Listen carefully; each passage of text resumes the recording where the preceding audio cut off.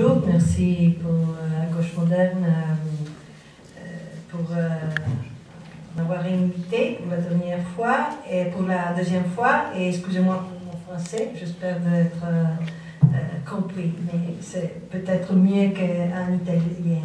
Alors, je voudrais rappeler une donnée. La danse disait que c'était pas trop grave la crise de la gauche en Europe, qu'il y a des pays qui ont des gouvernements de gauche, mais je voudrais dire que aux dernières élections européennes, à peu près un citoyen européen sur 10 ont voté pour un parti de la gauche.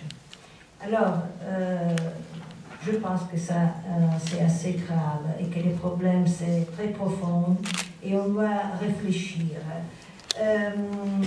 J'ai écouté des analyses sur le changement de l'économie globale et de l'économie européenne et je pense que ces changements ont déterminé des changements dans la structure sociale des pays européens et ce que veut dire dans la base électorale et dans la base sociale des partis social-démocrates.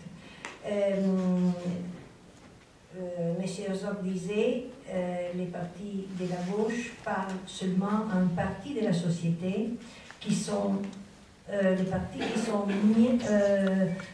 moins touchés par la mondialisation, par les risques de la mondialisation.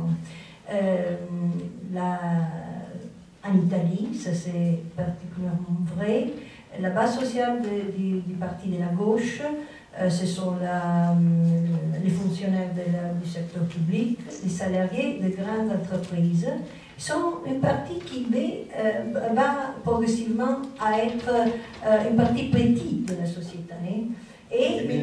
Elle diminue, mais surtout c'est une partie conservatrice. Elle ne veut pas le changement parce qu'ils veulent conserver la législation qui protège et qui donne des privilèges. Alors, ça veut dire que la gauche, pour conserver ses parties de son électorat, est devenue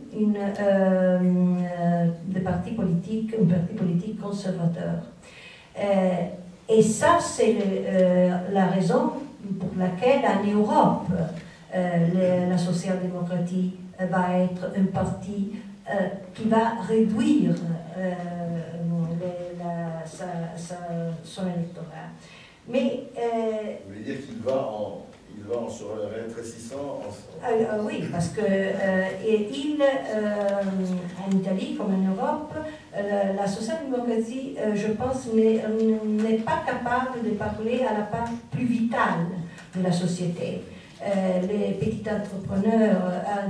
entreprises, ceux qui font la compétition dans les marchés globaux et qui sont intéressés à la compétition, qui sont les drivers du changement, les professionnels, les catégories de professionnels, le monde de la recherche, de la technologie, ce qui est les secteurs, les classes sociales qui sont les alliés de la modernisation.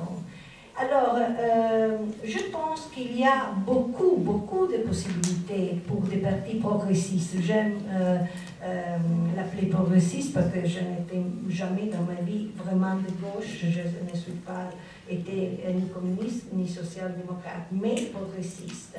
Et je pense qu'on doit parler à qui regarde au futur de notre Europe dans la mondialisation et donner des nouveaux soleils de l'avenir, des défis. On disait avant les défis des droits humains dans la confrontation entre le Sud et le Nord du monde. Les partis social-démocrates n'ont pas compris le peur du peuple et des classes plus pauvres dans la relation avec le phénomène de l'immigration. Ils ont dit, l'émergence des partis politiques. Oui, ils ont dit seulement qu'on devait ouvrir les frontières avec une vision idéologique humanitaire et idéologique, qui n'a pas considéré les problèmes des classes qui étaient la base des social-démocraties et qui maintenant votent à droite. C'est pas... alors, les nouvelles frontières des progressistes qui peuvent donner une perspective positive de la mondialisation pour le développement de l'Europe, pour une vision du futur, qui sont les droits humains, je disais, le changement climatique, l'économie de la connaissance. Je me rappelle qu'à Lisbonne, j'étais à Lisbonne l'année 2000. L'agenda de Lisbonne, c'était, je pense, le plus grand échec des progressistes en Europe. Parce qu'on avait des gouvernements qui étaient par la plus partie des gouvernements progressistes. Et ils ont perdu la grande occasion de renouveler l'économie européenne. Et si on l'avait fait dans le 2000, on aurait pu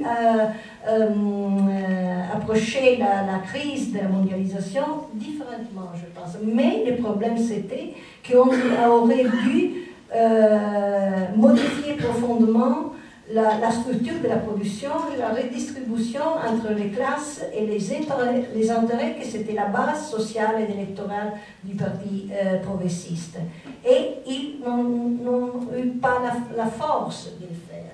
Alors, je pense qu'on doit le dire très fermement et très clairement, parce qu'autrement, la partie sera jouée entre la droite. En Italie, le cadre politique s'est bloqué par la présence de Berlusconi, que c'est un phénomène un peu particulier, mais c'est le centre-gauche qui a créé la force de Berlusconi en 2001 et en 2006. Berlusconi, c'était fini.